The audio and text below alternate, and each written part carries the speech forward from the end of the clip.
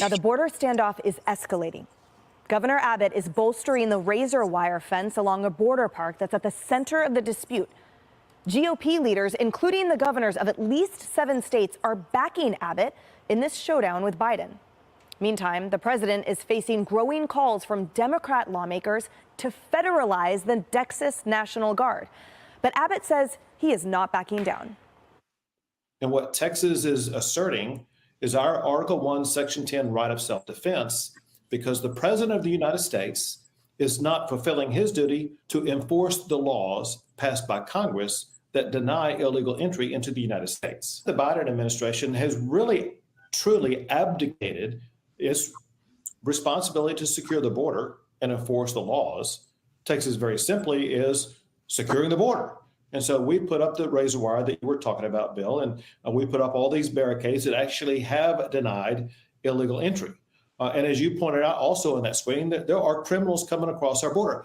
Texas has a right as a state to stop criminals from coming into our state, to make arrests of those criminals. The immigration system and the border issue is the primary issue in America right now. This is an issue upon which Joe Biden gets a grade of F and deserves to be fired.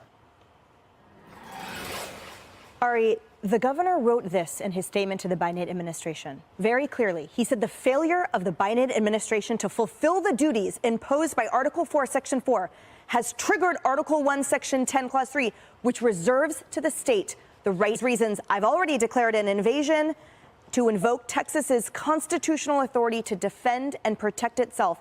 And he says that authority is the supreme law of the land and supersedes any federal statutes to the contrary. This is almost like a page out of history. It is Texas versus the president. This is Governor Landry and Governor DeSantis, who are both standing by Abbott. This is their support watch. We support legal, not illegal immigration. We stand with Governor Abbott and Texas in reminding the federal government that under our Constitution, states are still sovereign, and we have the right to protect our citizens. If the Constitution was originally understood to mean that a state could not protect itself against an invasion, that the federal government could force a state to allow an invasion, the Constitution would have never been ratified in the first place. All of this is just nonsense what Biden's doing. Texas has every right to stand its ground. It's not just a Texas issue, it's ultimately an American issue, and if we don't have sovereignty in this country, then we're not going to be a country anymore. Texas Lieutenant Governor Dan Patrick. Governor, I've already gotten text messages from people who are concerned and hearing that this is just what Biden wants. He wants something to trigger something that will end up, ending up in some type of violence involving states versus the federal government. Are you concerned about that, given how this is changing? I'm not concerned, Laura. The biggest mistake the Biden administration could make would be confronting law enforcement or our military, our National Guard, at our border, at this park, when we're actually doing the job that the American people want. So if they come down and create a situation, all of America already knows now, they will clearly see that the Democrats are willing to take on a state that is operating under our constitutional right to protect our people and protect this country. I don't think even Biden will make that mistake. We're not looking for a confrontation. We're looking for them to do their damn job and protect the lives of Texans and Americans and protect the borders in this country. And for every person that's died of a fentanyl overdose, for every person that's been murdered by MS-13, for every law enforcement officer who's been killed in the line of duty because these people across the border, that death is on the hands of Joe Biden and this administration and his policies on the border. They should not come and confront us. They should just let us do our job. They should just let us do our job. and if how does scripture go? And if a kingdom or if a city or a house is divided against itself, and every city or house divided against itself shall not stand. Yeah, every kingdom. And this is a house that's truly divided, boy. Like I said, I just kind of wanted to get a follow up on this. I actually put up a video on this yesterday, but I just wanted to follow it up again today to see where they're at, because we're at a pause now. We're at what do they call it? There's a particular word for it. It's like it's kind of like when Caesar was coming to Rome. Julius Caesar was coming to Rome, and they said once he crossed the Rubicon, there was no coming back. They call it the Rubicon. They said there's no coming back. Anyway, I'm going to give all the praise and the glory to Yahweh, the Most High, Hashem Yahushai, which is the Son who the world ignorantly calls Jesus Christ. Shalom to the hopeful elect. Double honors to the apostles and to the elders of Great Millstone. Shalom to the 144,000 and the elect of the children of Israel, the Hebrew Israelites, the remnant that the Bible refers to. Many are called, few are chosen. The chosen are the elect of the children of Israel. So, as once again, I'm going to give you a quick update on this. Half of all US governors side with Texas in border dispute. Now, I was reading this article today. Right, this is in the Daily Mail. It says over half of America's governors are back in Texas. Greg Abbott are back in Texas. Is Greg Abbott in his bitter standoff with President Joe Biden over who should have the authority to apprehend migrants at the border. So these are the states. All the states that you see in red are the ones that are sided with the governor here, Abbott, who you saw just do an interview there against this king of dementia, Joe Biden, all right? Slow Joe. Slow Joe. So these are the states in pink or in red. Texas, Oklahoma, see if I can name some of them. Texas, Oklahoma, Kansas, what was that? Iowa, North, what's any again? I forget. I don't remember all of these states. Wyoming, Indiana, Utah, Nevada, is that Alaska? What we got here? That's LA. That's I forget what that was. Arizona, Massachusetts, Florida, Georgia, Tennessee, Kentucky, Indiana, Ohio, what's that? Vancouver, whatever it's called. Anyways, as you can see, half of the American states are backing them. So, could this be the civil war that's gonna enact martial law? Could this be it? Could this be what the Biden administration has been waiting for? For this type of response from one of the states and the backing that it's getting before they enact martial law in America, before there's a civil war that's going to ignite the civil war in the United States of America. As we've always said, there will be a civil war in America. Red against blue, black against white, elect against the non-elect. There will be a civil war in America. Could this be the straw that breaks the camel's back? The film's coming out, I said this before, the film comes out in April. Could the war happen? Could the civil war break out before the movie's even released? I don't know where this is going to go. But all I can say is that all eyes are on Texas. All eyes are on the Washington, D.C., all right, and the federal government on what's their next move. Because one says he's not backing down. This guy says he's not backing down. This guy says he's coming. He's not backing down. So we're going to see who's gonna blink first, basically. So these are the states, as everyone can see. These are the states that are all up against it, as the Bible says. In the scripture says in Matthew chapter 12, verse 25, and Yahushua knew their thoughts and said unto them, every kingdom divided against itself is brought to desolation, and every city or house divided against itself shall not stand.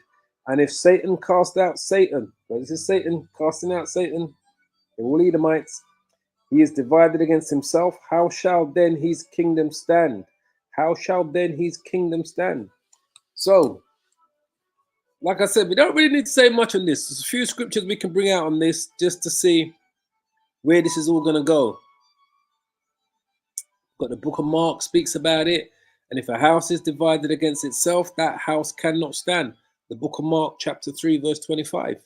And if a house be, we start at verse 24. The book of Mark, chapter 3, verse 24. And if a kingdom be divided against itself, that kingdom cannot stand. America is divided, as you clearly can see on the map. And if a house be divided against itself, that house cannot stand. Babylon the Great is divided, as you can see. Half of the US states are backing the Texas government, while the other half are backing the Biden and the federal government, right? And the Biden administration. Verse 26, the book of Mark, chapter 3, verse 26. And if Satan rise up against himself, and that's what we are seeing. The word Satan just means adversary. It's ain't talking about the spiritual angel Satan. And if Satan rise up against himself and be divided, which he has, he is divided. He cannot stand, but has an end. Well, praises and glory to Yahweh Hashem Yahweh Shai. For I pray this is a division that we've all been waiting for, that's going to usher in the civil war. We've been speaking about this for years. The apostles and the elders of Great Millstone have been speaking about this civil war that's going to take place in America for decades. So we'll see if this is the catalyst, if this is the straw that breaks the camel's back. Is this what's going to lead to that civil war? Because something's got to give. Something's got to give. There's a saying, it talks about the Julius Caesar crossed the is it the Rubicon River? There was a famous saying. I'm trying to think what it was again. Famous saying that he said.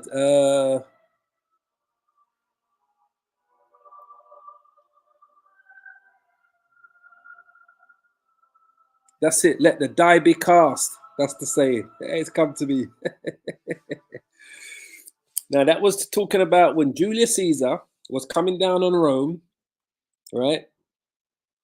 And he took those irrevocable steps that committed him to one specific course.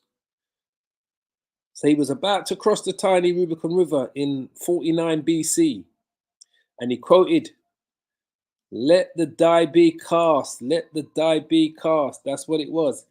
And its meaning comes from the allusion to the crossing of the river by Julius Caesar, all right? So the phrase was, it's like an idiom. Passing the point of no return. That's what it basically means. Passing the point of no return. I might call this that. Let the die be cast, all right? I might just call this that, this particular edification. I might call it let the die be cast. Half of the US states side with Texas in border dispute. Let the die be cast. Yeah, I might just call it that, today's edification. But that was the famous saying that Julius Caesar made, all right? He said, let the die be cast. When he made that,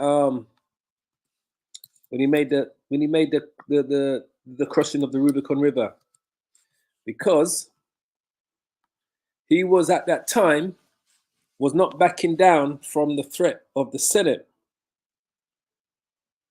if I can remember. And that's what it was. It was a civil war.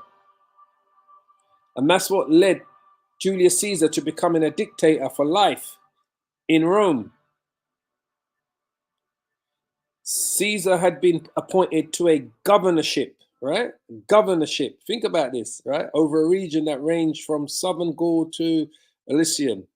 And as his term of governorship ended, the Senate ordered him to disband his army and return to Rome. And as it was illegal to bring armies into Italy during that time, the northern border of which was marked by the river Rubicon, he's crossing the river under arms amounted to insurrection. Kind of what we see going on in Texas, right? He's a governor in Texas. Julius Caesar was a governor in Gaul and I think it's Elysium. So him crossing the river under the arms amounted to an insurrection and treason and a declaration of war on the state, according to some authors. All right, let me bring it up. There's a history. Let me see if I can grab it. I want you to see it to show you that we're kind of seeing a replication. This is it here. This is the famous quote here, crossing the Rubicon, all right? Just to show you. The phrase crossing the Rubicon, let's bring it up a little bit. The phrase crossing the Rubicon is an idiom that means the passing a point of what? Of no return.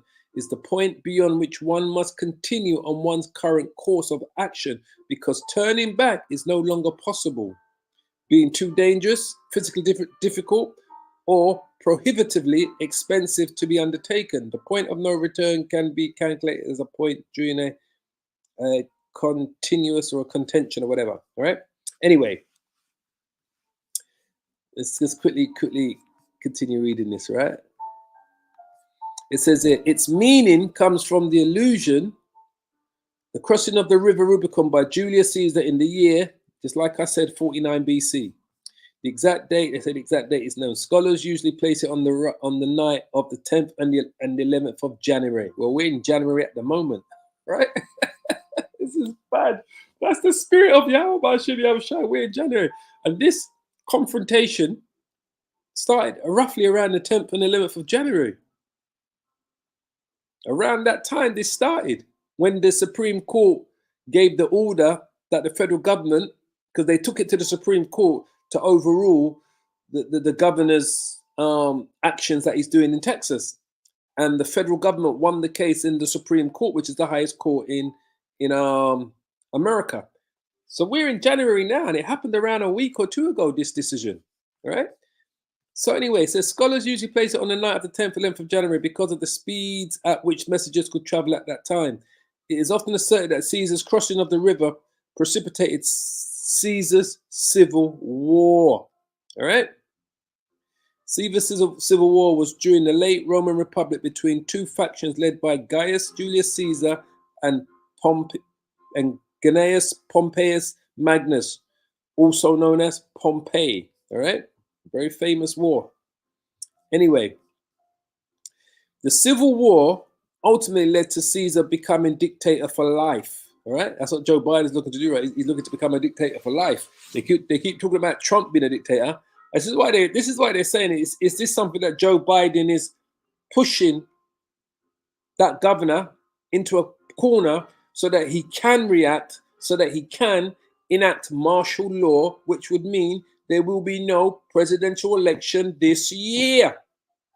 If America goes into martial law, you can't have an election. Simple. That's an easy way to stop a presidential election and stop Donald Trump from becoming president, is by declaring martial law, a civil war taking place in America.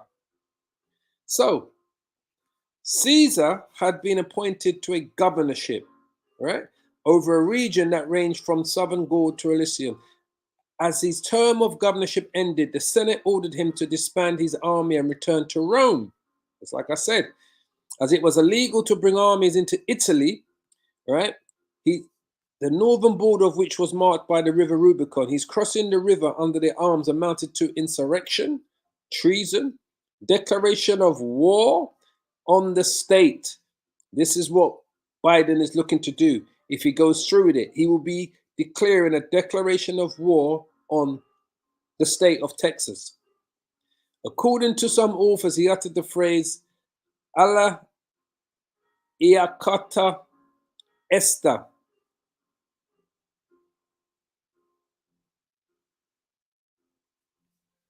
before crossing, which means the die is cast. The die is cast. I might call today's edification, the die is cast. So this is the same sort of thing that we see going on here that could lead to a civil war, because what is America known as? America is the reincarnation of the Roman Empire. They are all Caesars. We believe that Trump is Nero. Biden is more like a Claudius figure. He's more like Claudius, Emperor Claudius. If you look up Claudius's history, he's more like, he's more like Claudius Biden. Or even Tiberius, I would say. But Tiberius was a kiddie fiddler. Yeah, so look, it goes into it. In January 49, he led a single legion, the legions of legions of the 13 south over the Rubicon from Castelfingol to Italy to make his way to Rome. In doing so, he deliberately broke the law and imperium and made armed conflict inevitable. Roman historian Centenius, I've got his book, brilliant book, depicts Caesar as undecided as he approached the river and attributes the crossing to a supernatural apparition. It was reported that Caesar dined with Salius, Hirtius, Oppius, Lucius Balbus, and Sulpicius Rufus on the night after his famous crossing into Italy on the 10th of January. A dramatic moment in literary narratives, the importance of the antidote is undermined somewhat by Caesar's forces having already crossed into Italy by previous day. By the time Caesar himself entered Italy, the war had already begun with his legate Quintus Hortensius occupying the Italian town of Aramaeum.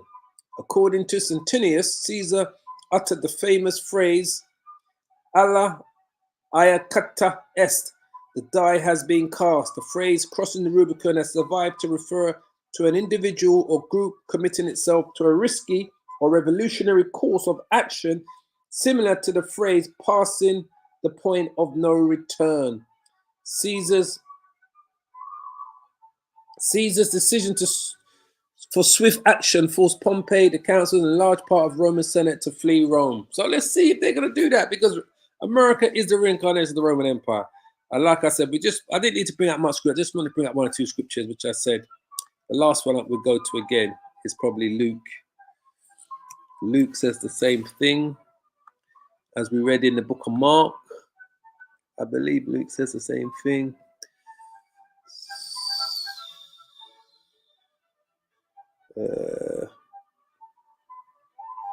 America's divided, mate. Luke. Let's go to Luke 12. And we're going to finish it here. Yeah, man, America's divided. This is what the Lord says he's going to do anyway. The Lord did say he's going to do this, you know. The Lord said he was going to do this. Luke 12. Hold on. See? Yahushua divides men. He doesn't unite them, he divides them. The only people Yahweh is looking to unite is the elect, the remnant of the children of Israel. Because even Israel is divided. You've got the 2/3 that are against the 1/3, the elect. So even the house of Israel is divided. But the only men the Lord's going to put together is the elect of the 12 tribes. But otherwise, he's here to divide man. So let's just read this. Luke 12:49, I am come to send fire on the earth, and what will I, if it be already kindled? But I have a baptism to be baptized with, and how am I straightened? And how am I straightened till it be accomplished? Suppose ye, so what you're thinking, that I am come to give peace on earth. What your stupid churches keep on telling you. I tell you, nay, my brother, my sister, but rather division. Truly understand the scriptures. The Lord knew that he is going to bring so much division in these end times. This is what's going to cause the uproars. This is what's going to cause the breakdown of society. This is what's going to cause the civil wars, the martial laws, the war of Armageddon, the microchip. Is these divisions. Because the elites are going to try to create order out of the chaos that the Most High, that Yahushua said he comes to bring. He's coming to bring chaos, Yahushua, division. He's only looking to unite the elect, just the elect, the remnant of the 12 tribes of Israel. He's not even looking to unite all of the Israelites, just the remnant of the 12 tribes. But for the rest of the nations, it's division. Far from henceforth there shall be 5 in one house, as we've seen in America, divided, 3 against 2 and 2 against 3, as we are seeing. The father shall be divided against the son against the father, the mother against the daughter, and the daughter against the mother-in-law against the daughter-in-law, and the daughter-in-law against her mother-in-law. The praises to Yahweh Hashem Yahushai. This is beautiful. I will leave it there. The Lord is coming to bring division. Simple, simple, simple, simple. And that's what we see going on here. He's crossed the Rubicon. This is division, mate. Half of the US governor states side with Texas in the border dispute. That is ultimately division. Simple as. So on that note, I pray you are edified. As always, leave your comments in the comments boards. Let us know what you think, that you are edified, if you were edified by today's edification. As always, I give you the praises and the glory to the Most High, Yahweh, and the Son, Yahushai, who the world ignorantly calls God of Jesus Christ. Shalom to the hopefully elect brothers and sisters. As I always like to say, keep praying, keep safe, repent, and hold on to this truth, family. All praises and glory. Shalom, shalom, shalom.